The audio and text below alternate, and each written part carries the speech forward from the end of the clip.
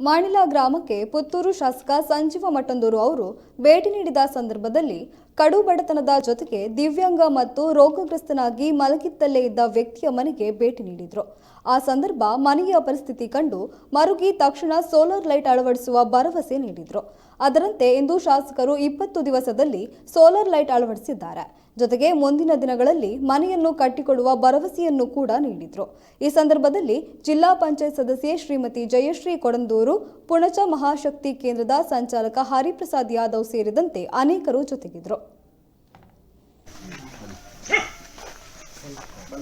ನಾವು ಪ್ರಾರ್ಥಿಸಬಹುದು, ದೇವರು ಯಾರಿಗೂ ಕೂಡ ಸೃಷ್ಟಿಯಲ್ಲಿ ಇಂಥ ಇದು ಕೊಡಬಾರ್ದು, ಇಂಥ ಕಷ್ಟ, ಇಂಥ ಬೇಸರದ, ಇಂಥ ದುಃಖದ ಪ್ರತಿಯೊಬ್ಬರಿಗೂ ಕೂಡ ಸಂತೋಷದ ದಿನಗಳನ್ನು, ಸಂತೋಷದ ಬದುಕನ್ನು ಕೊಡಬೇಕಂತ ನಾವು ಆಶಿಸುವಂಥದ್ದು.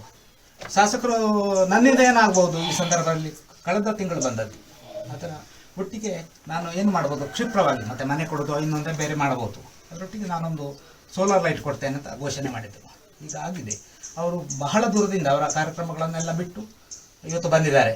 ಅವರ ಫಸ್ಟಿಗೆ ಬಂದ ಕೂಡಲೇ ಅದನ್ನು ಸ್ವಿಚ್ ಹಾಕಿ ಉದ್ಘಾಟಿಸಿದ್ದಾರೆ.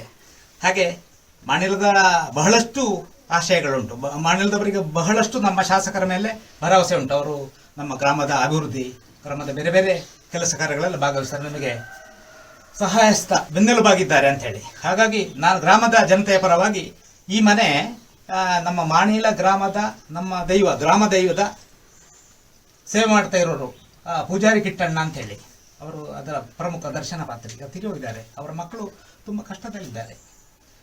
ಅವರಿಗೆ ನಮ್ಮಿಂದ ಆಗುವಂಥ ಸೇವೆ ಮುಂದಿನ ದಿನಗಳಲ್ಲಿ ಉಂಟು ಅಂತ ಆಶಯವನ್ನು MLA ಅವರು ವ್ಯಕ್ತಪಡಿಸಿದ್ದಾರೆ. ಅವರಿಗೆ MLA ಅವರಿಗೆ ನಾನು ಎಲ್ಲರ ಪರವಾಗಿ, ಮನೆಯ ಪರವಾಗಿ ಕೂಡ ತುಂಬ ಹೃದಯದ ಸ್ವಾಗತವನ್ನು ಬಯಸ್ತೇನೆ.